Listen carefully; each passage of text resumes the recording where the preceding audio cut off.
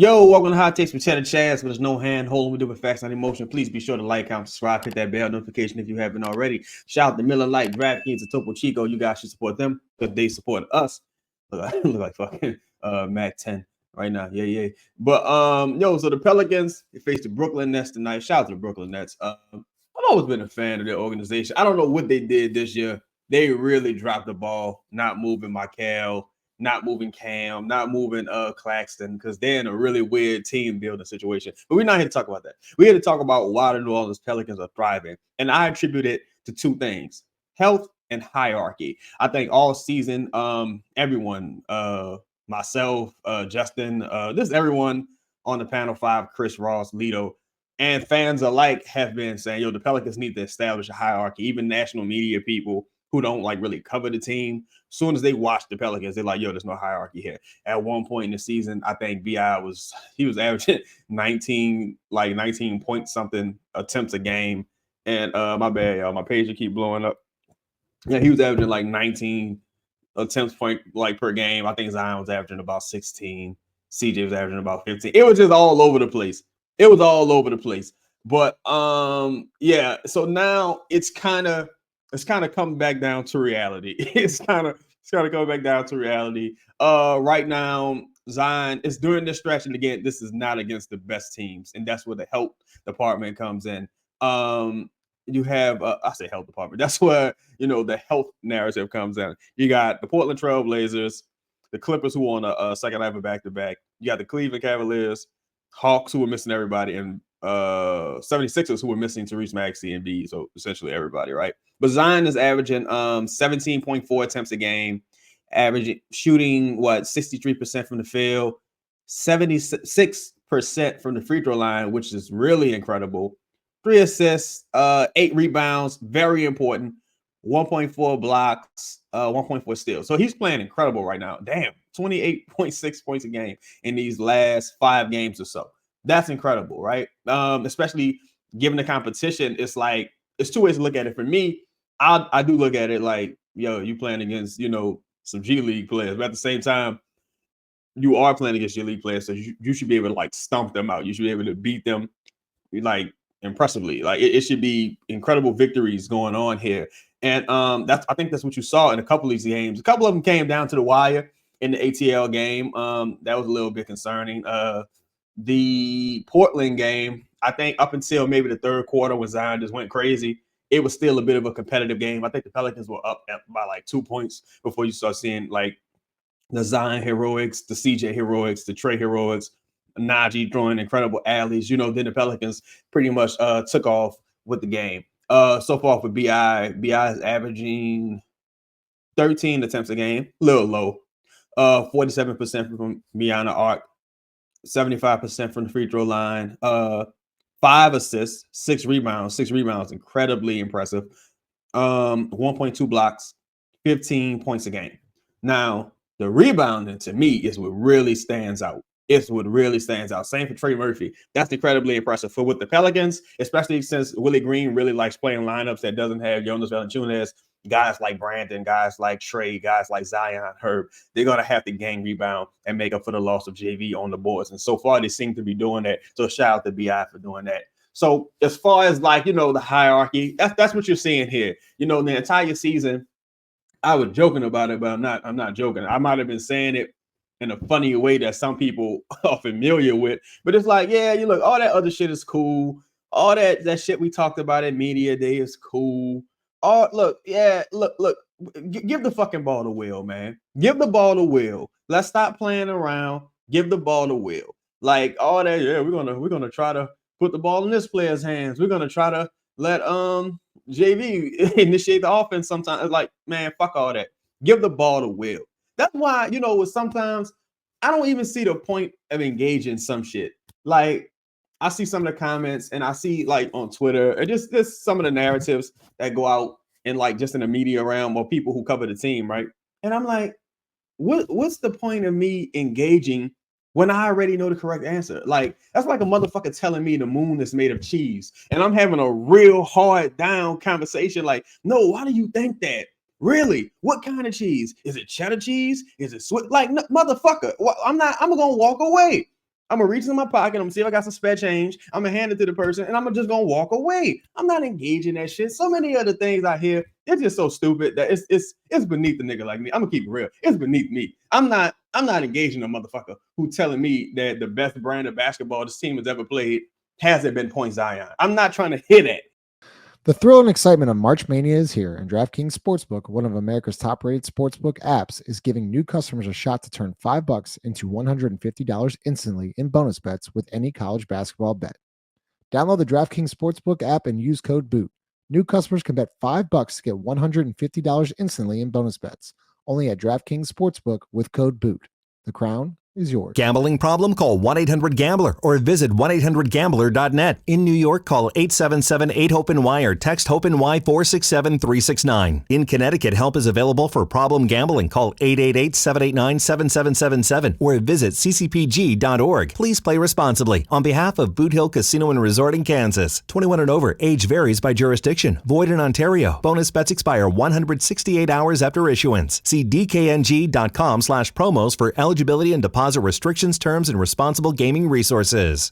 I'm not trying to hear the whole, well, wait to the playoffs. It's like, motherfucker, you got 82 games before you get to the playoffs. You're not guaranteed to make the playoffs. You got to get there. You got a whole regular season to get there. You got to get there. And the best way to get there is through playing Point Zion, especially when he's healthy and active. And it's not to insult anyone. It's just like some conversations are so asinine. It's like, let's say, I'll use Brandon, for example, right? I hold Brandon to a certain standard because Brandon is one of the top 2 players on the team, right? So it's like Jaylen Brown, for example. If Jaylen Brown, people say Jaylen Brown doesn't have a left hand. For $60 million fucking dollars, you better develop one.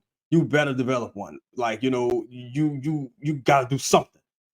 And so to say he doesn't have a left hand by some people standards, he still goes out there and he's like a dog. Like, what I'm saying? I think he's averaging like 23 on the season, something like that, on a super stacked team, Pauls. He's shooting threes. He's defending. They're the number 1 team in the East. Cool beans. But if you try to hold Brandon to a certain standard, it gets real weird and like real sexualized and real strange. It's like, yo, do you think he got all his faculties? You think he like everybody else, right? You think he's normal, right? Then he got to be held to the fucking standard. If you think he's good, he got to play like he's good. I happen to think he's top 50-ish, right?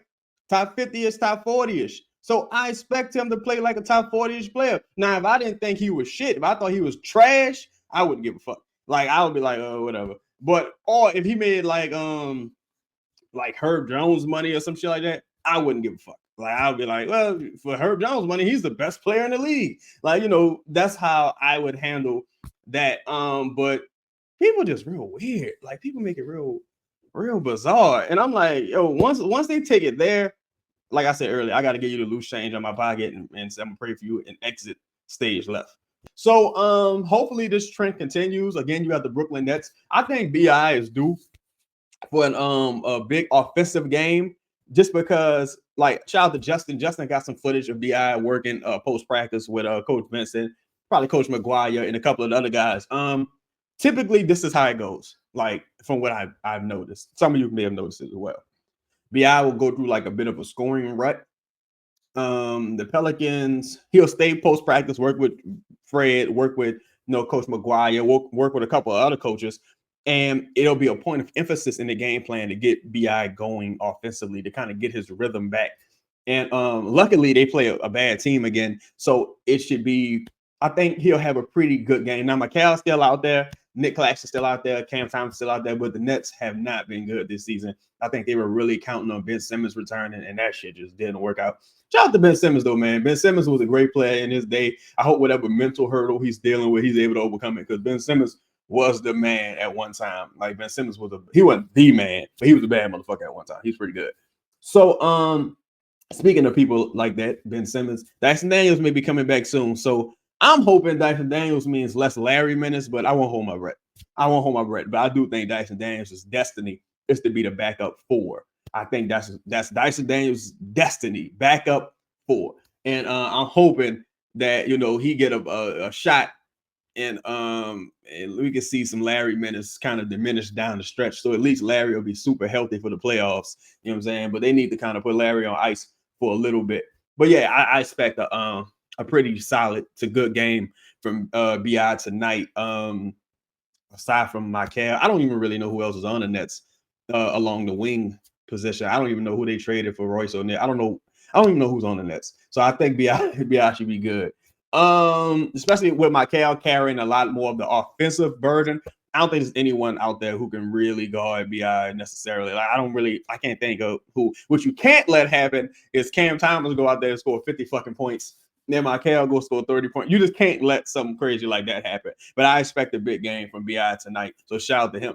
But yeah, you want to keep these healthy habits going, man. Keep establishing a hierarchy. You don't want things to start to regress, or you don't want things to start to like go back to how you were playing earlier in this season, as far as like, you don't want CJ going crazy. You know, last game, it was his former team. He went a little crazy, but he did his thing. 30 points, efficient shooting, killed them from beyond the arc. Shout out to CJ. Last game, Brandon took 21 shots. That's not great. You don't want that to happen. 21 shots, 22 points. That's not great. You don't want that to happen. Zion took 16 shots, and he played the entire third quarter and some of the fourth. That just can't happen, especially with how efficient he was. Trey Murphy, another good game. I'm expecting another good game from him. Oh, that's another dude. They got Cam over there. They got Cam Johnson over there. So damn, Cam Johnson had a nice contract. Trey probably get more than that. He probably get about a little bit more than Cam. Cam was nice in Phoenix, but they got Cam Johnson. That's another wing you got to worry about. So you really need Trey Murphy to match his output tonight. Nick Claxton, I think he's a guy you can get in foul trouble. You know, you feed JV in the post a few times. He can't handle JV. Get him in foul trouble. Send Zion at him. Get Nick Claxton off the floor. You get him off the floor. There's really no rim deterrent left on the Nets. Last time I checked, you know what I'm saying? Just get another dub in the bag. Keep establishing this hierarchy. I would love to see a guy like CJ get a Veterans Day game off, you know what I'm saying? Get a couple games off to make sure his legs are fresh going down the stretch for these difficult games that are coming up. Also, though, I was talking to, shout out to Lauren. I was talking to her the other day, and I'm not so sure that these games are going to be very difficult, just because some of those teams, especially in the East, they kind of have their seeding established already.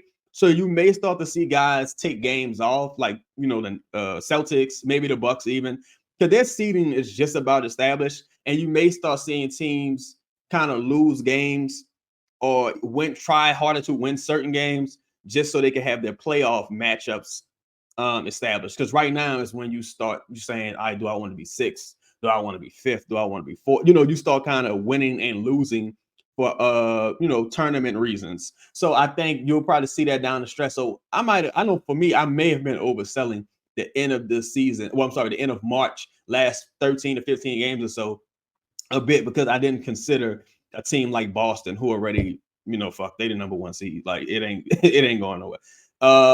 And the Bucks, who they probably comfortable with where they are.